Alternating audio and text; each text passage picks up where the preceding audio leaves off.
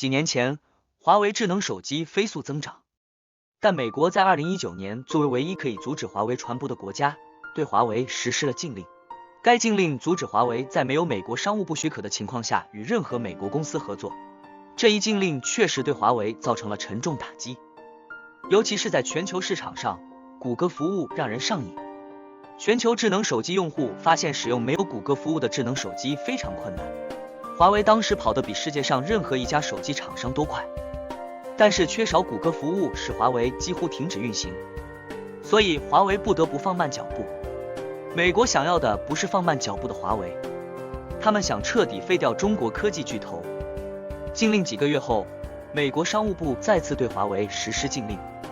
全球任何公司想要和华为合作，必须向美国政府申请与华为合作的许可，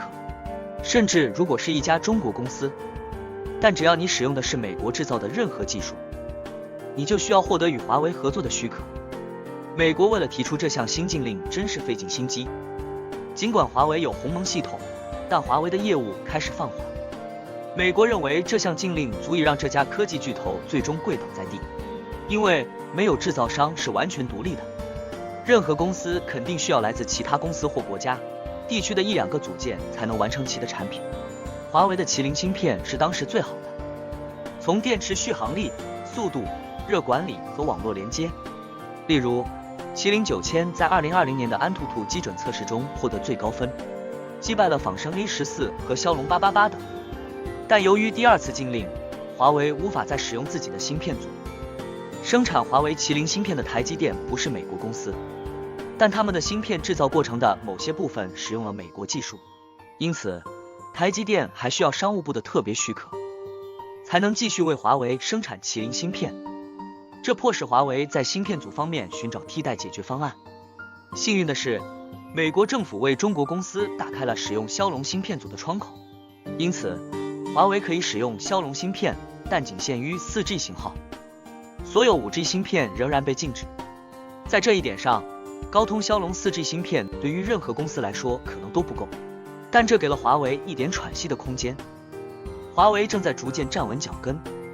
不仅仅是因为它目前使用的骁龙芯片，华为不断增长的市场大部分与其新操作系统华为鸿蒙操作系统有关。美国禁令后，华为立即将重心转移到鸿蒙操作系统上。他们相信操作系统的性质可以帮助他们创建一个生态系统，不仅可以维持其业务，还可以吸引其他制造商加入。从华为最近发布的报告来看，事情似乎正在按照其计划大方向进行。鸿蒙操作系统不仅扩展到更多华为设备，而且更多制造商也加入其中。华为今年推出了鸿蒙操作系统 3.0， 带来了许多令人兴奋的新功能，更流畅、更好的动画和更精美的用户界面。据介绍，目前华为鸿蒙操作系统智能手机装机量已突破 3.2 亿，这意味着鸿蒙操作系统现在的同比增长率为 113%。这也使中国操作系统成为全球第3大移动操作系统。不仅如此，它还是目前世界上发展最快的移动操作系统。鸿蒙操作系统似乎正在快速扩展的另一个领域与第三方安装有关。华为在2019年推出鸿蒙时，明确表示新操作系统不仅仅适用于华为设备。他们解释说，鸿蒙可以安装在第三方产品中，例如冰箱、微波炉、智能灯泡、电视等。正因如此，同一份报告还称，华为已经能够实现超过 2.5 亿第三方产品安装鸿蒙，这比去年同期增长了 212%。但它并没有就此结束，越来越多的第三方制造商加入进来。最后，但同样重要的是，关于华为应用市场应用程序库的报道，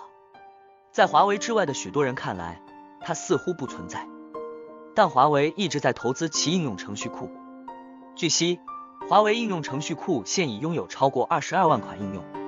这个数字与苹果应用商店和谷歌商店的数字相去甚远。华为应用程序库非常新，这仍然是一项了不起的成就。尽管华为应用程序很新的，但仍然设法为超过 5.8 亿的每月活跃用户提供服务。华为应用程序库已经成功巩固了自己作为世界第3大应用程序市场的地位。它发展的越大，就越受欢迎，加入的开发人员也就越多，这清楚地表明华为有多强大。当然，他的粉丝群也有多强大。华为是一家大公司，一家富有的公司，也是一家非常先进的技术公司。美国的禁令似乎拖慢了公司的发展，但华为只要下定决心，看到它再次站起来，也就不足为奇了。